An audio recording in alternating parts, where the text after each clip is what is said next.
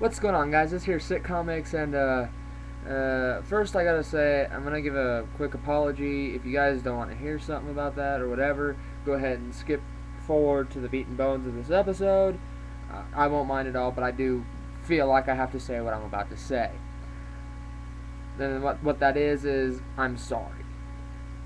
Back in January, when my last video went uploaded, I got a job, and so I kind of became lazy when I came home, and I wasn't not able to, but I just couldn't bring myself to bring you guys videos, and I'm sorry for that. I don't know what was up. It was just I was working and I'm tired and whatever, and I don't think it's an excuse. I'm not trying to make an excuse, and I am going to put more of an effort towards bringing you guys videos from now on. So yeah, I just want to say I'm sorry, and there it is. But now for the meat, bones, potatoes, whatever the frickin' expression is for this video, and that is inspiration in pencil and paper RPGs. One of the hardest things for a DM to do is come up with a story. It's incredibly hard to come out with something that logically makes sense, with good symbolism and everything else and every other BS thing, while still having a good still feeling like a game and still engaging people, which, I mean, it's kind of understandable. A lot of people nowadays are so used to just good stories. I mean, it's part of being a human that we are used to this kind of thing. If you trace back, I mean, we have stories dating back to literally the dawn of mankind, from whenever we've had a written language, and then before the written language and spoken word, we have stories. So we're just trained, thousands upon thousands of years trained to want stories, and so it's no wonder why we want them in our D&D campaigns. Problem is that most DMs out there are not writers. So what are kind of some of the things that people can do to have inspiration to bring a good story together? And I'm going to share a couple of the tricks I use. The first trick that I ever did, the best thing that I ever did for my campaign, is I paid attention in my freshman English course when they were talking about the story of the hero, which is the same story with the same symbols going back to, all the way back to the Egyptian god stories, and maybe even before. There are these same recurring symbols, and I try to incorporate that a little bit in my game, and you can just sort of get it if you just pay attention.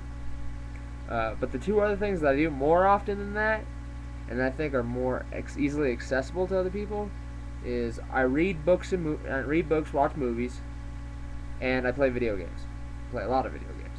But I think those help me with my story whenever I'm doing a campaign, running a campaign, because I can start using bits and pieces in my campaign. And don't let anybody fool you. Every DM out there has stolen somebody else's intellectual property at least once, and they're gonna do it again. I'm telling you, but it works. And in the end, nobody cares as long as it was a good game. So what I do is I read a book, I watch a movie, and I'll be like, oh hey, I kind of like that theme. I kind of like that whole idea of, let's say, a torture room from the Saw movies, which, by the way, I didn't like those, but it's because it was classified horror. We're not going to get into it. Or I liked the way that the dragon's mind worked in the Inheritance Quartet. I like the whole father figure argument from the Star Wars trilogy. I just like all of these things, and so I incorporate them into my campaign to help bring about. Or I'll play video games and I look for certain mechanics, like, the way certain AI was to make this part more engaging, or why was this puzzle, so hard, but yet it was so satisfying and complete, versus this one. And I just start to collect that stuff and bring it in. So that's what I'm telling you guys to do. If you have a hard time bringing story or mechanics or something to your D&D campaign, go on out there, read a book, watch a movie, play a video game, and take whatever you want and just bring it in. And I guarantee you, you will have a much better experience. 2 examples for you guys. First was me as a DM.